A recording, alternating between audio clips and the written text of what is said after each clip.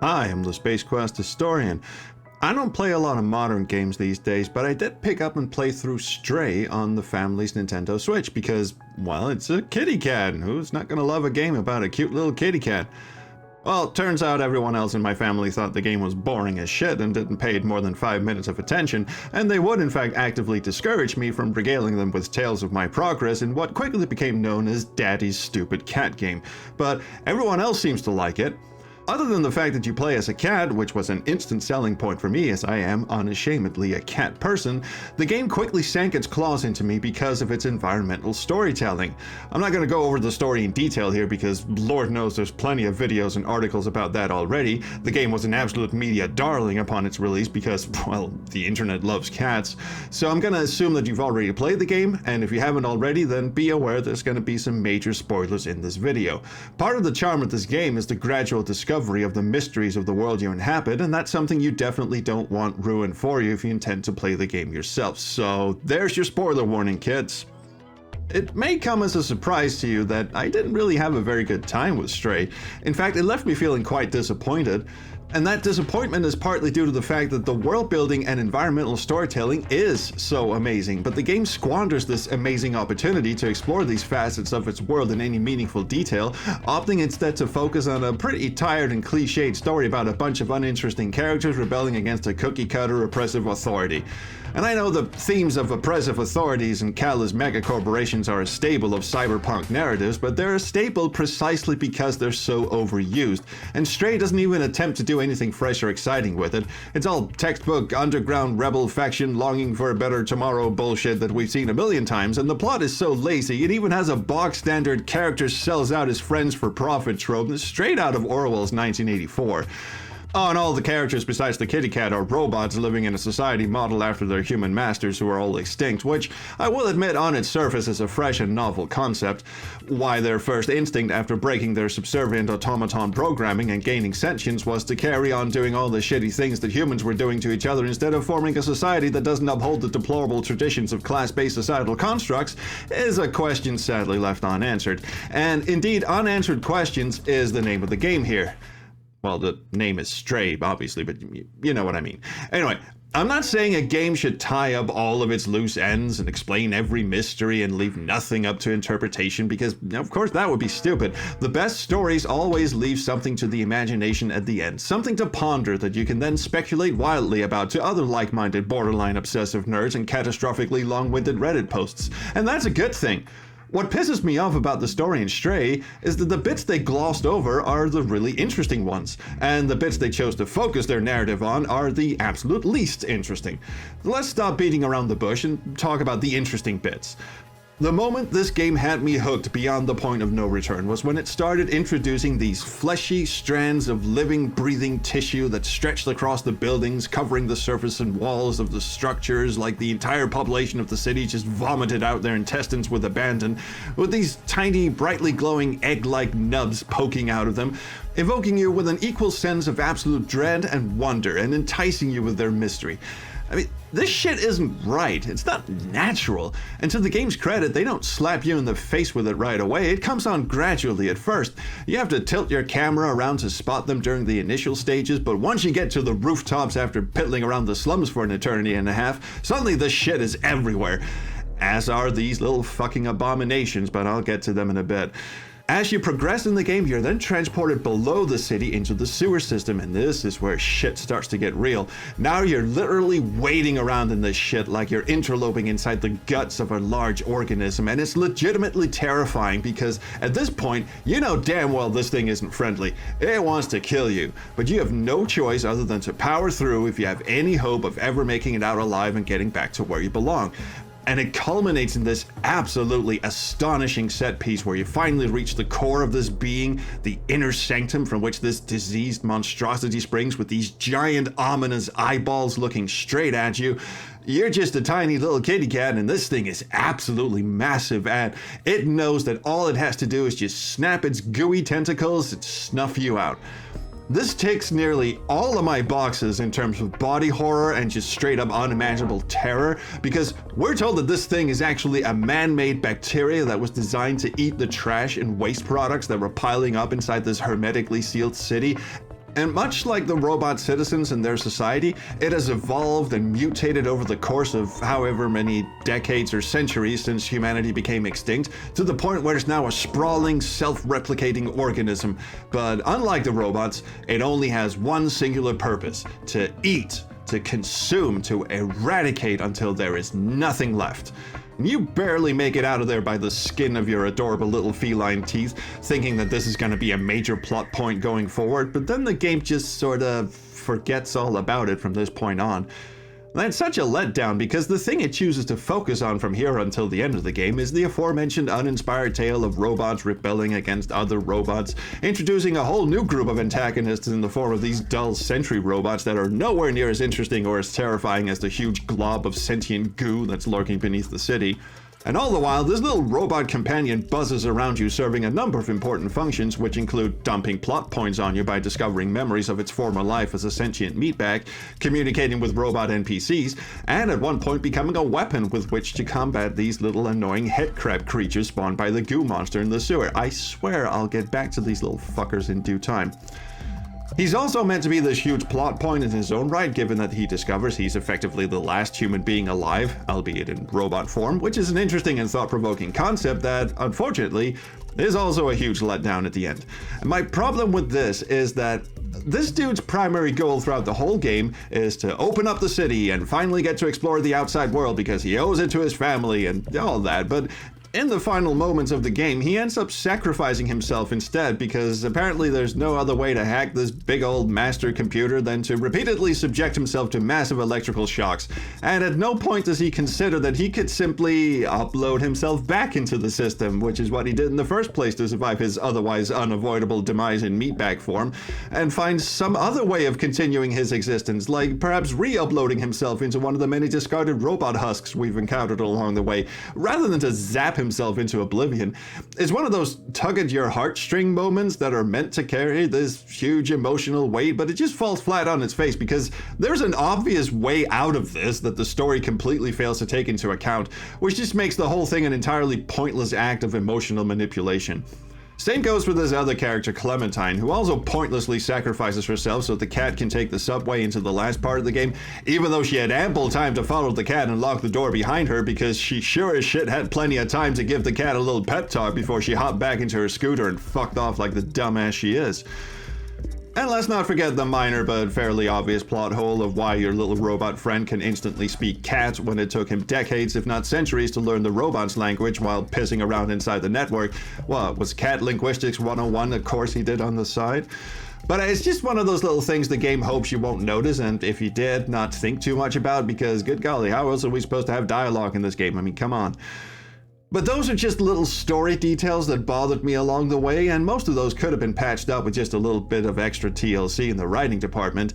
You could have easily found better excuses for why the little robot needed to snuff it at the end, or why Clementine had to bail beyond just simple plot contrivance.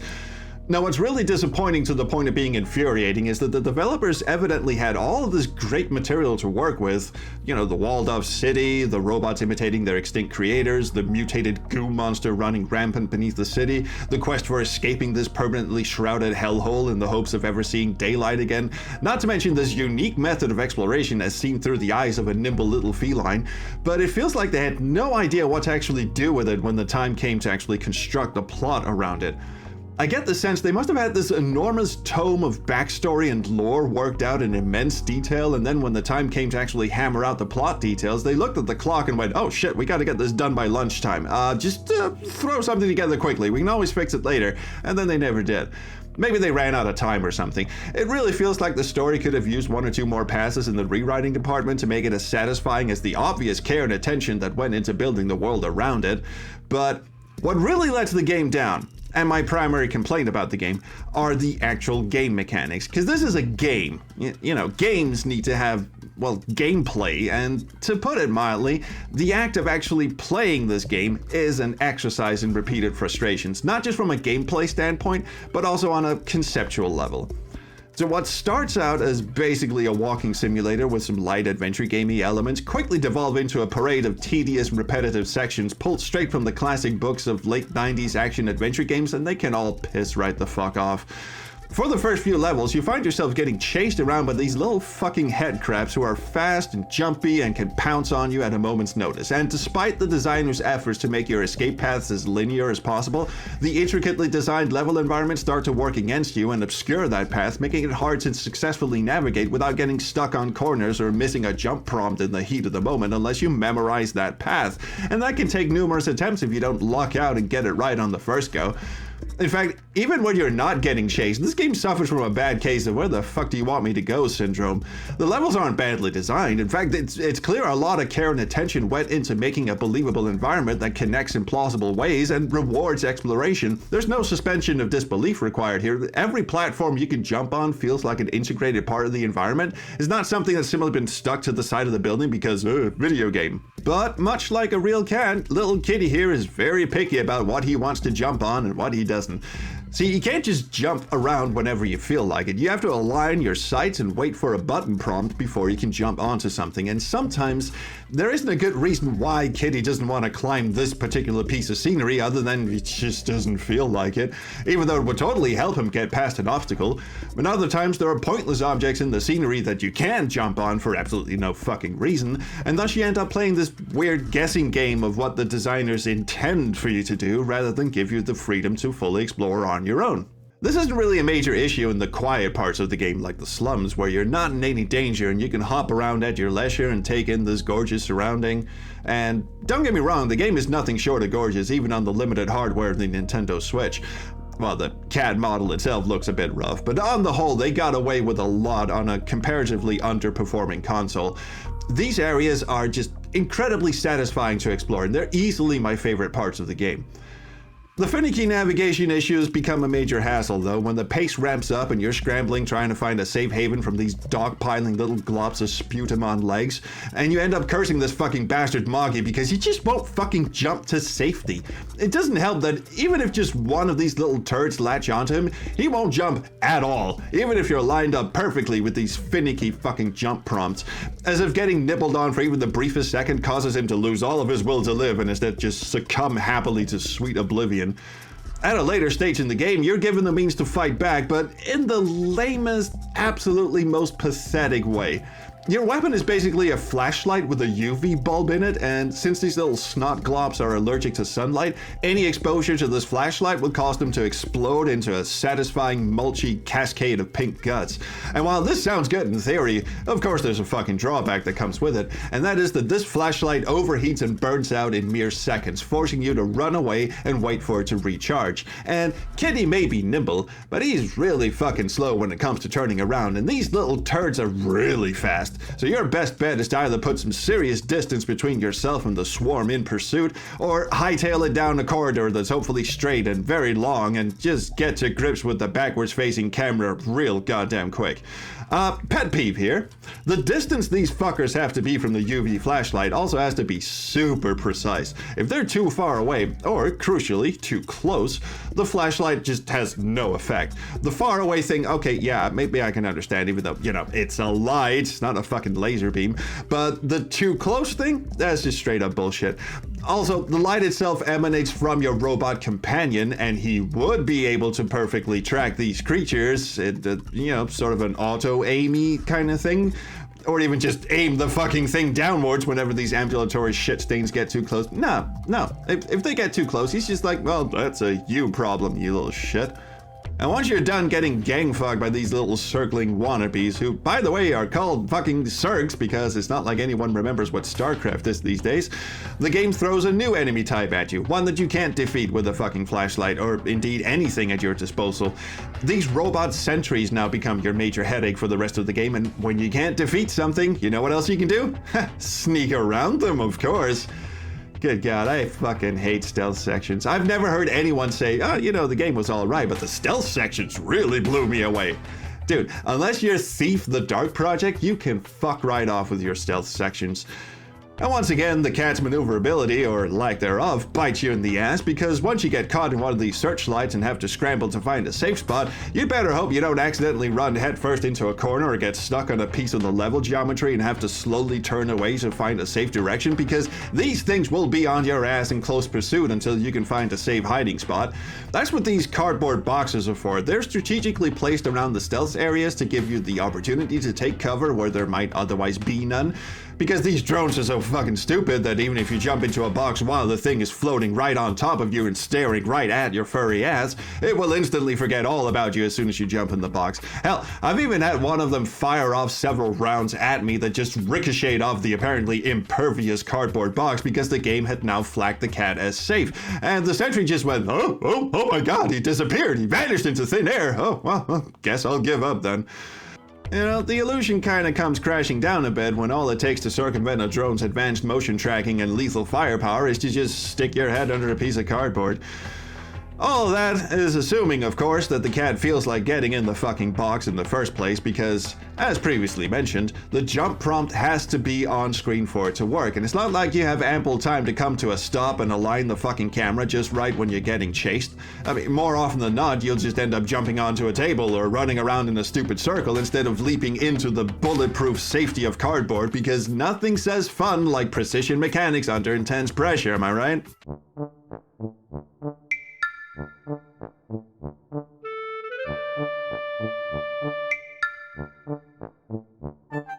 And getting stuck on corners is actually a lot easier than you might think because of course you're sprinting like fucking mad, and these flying toasters will usually only miss once or twice before they get a lock on you, and that's assuming you're running away from them at full pelt.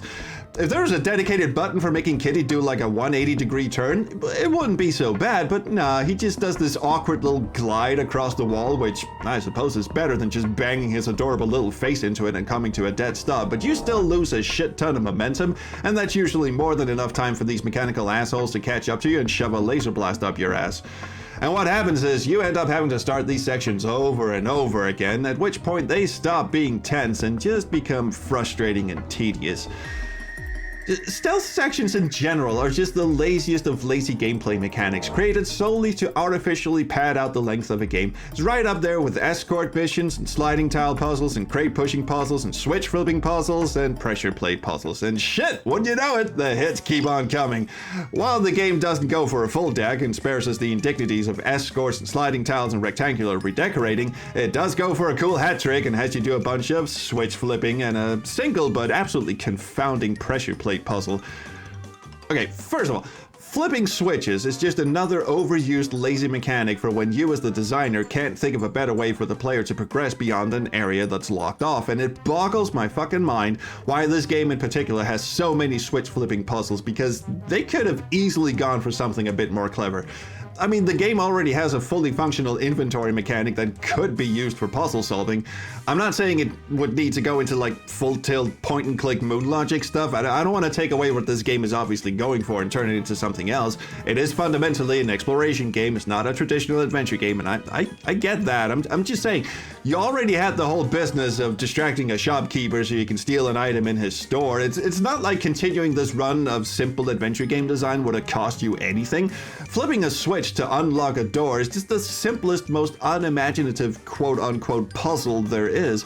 The devs could have done so much more without it feeling like a betrayal of already established game mechanics, but they didn't.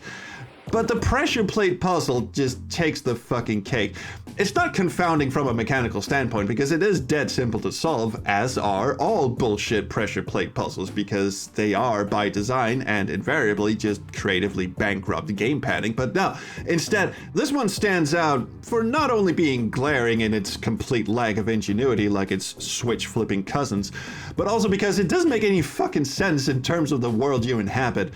So far, I've given this game praise for at least putting some real effort into making the game mechanics blend believably into the environment, whether they be jumping around, exploring, interacting with the environment. Hell, even the chases and the fucking flashlight of death bits were at least integrated into the story well, and they felt like they at least had a purpose. And at least the never-ending cavalcade of switches felt like they had a purpose within the story if you just stretch your imagination a bit, but this thing, It's just a low point in terms of games design. It is literally scraping the bottom of the barrel. It's like the team completely ran out of ideas at this point and just went for the most basic of basic concept. And there's absolutely no reason why this battery would be locked behind 3 different pressure plates in the room. Nobody designs security systems like this. What they should have done is have a simple computer command that unlocks the containment thingamajig, which your little floating companion can hack, because he's done that a million times before. Or maybe you could up the difficulty a bit by putting the controls behind a password combination that you have to discover through a series of clues that are scattered around the environment, which is also something the game has done on previous occasions, but no, they went for this. It's just unforgivably lazy.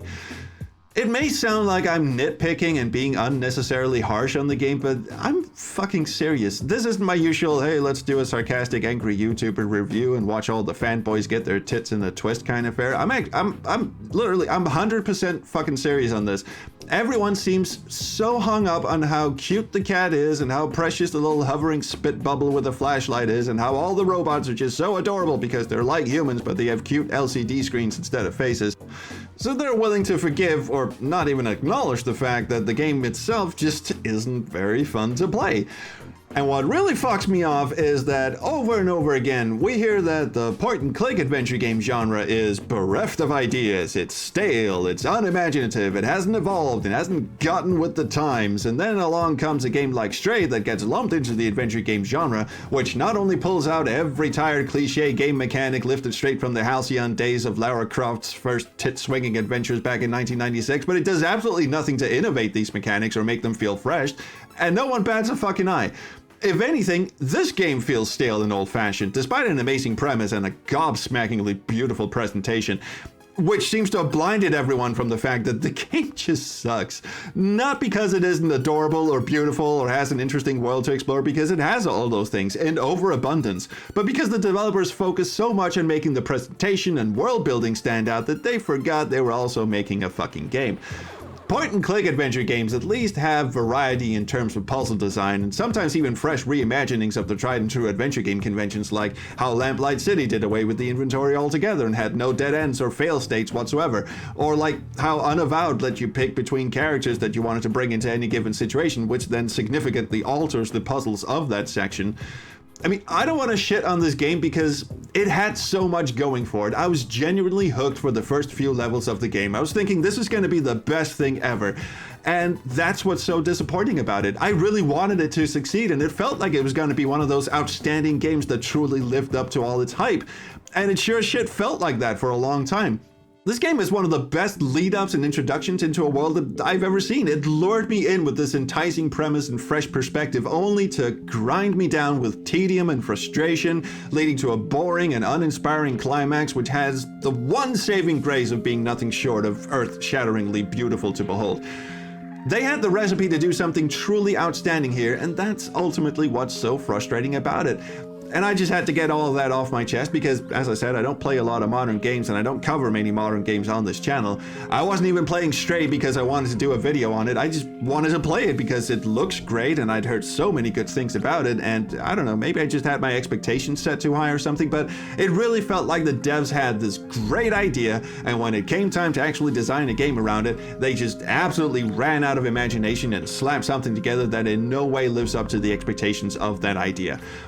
I just hope the next time someone comes along with a fresh and unique idea like Stray that they then, try to make the act of actually playing the game as equally rewarding as its presentation and its premise. So, yeah, there you go. I'm the Space Quest Historian, thanks for watching, and I'll see you around the Chrono Stream. Bye!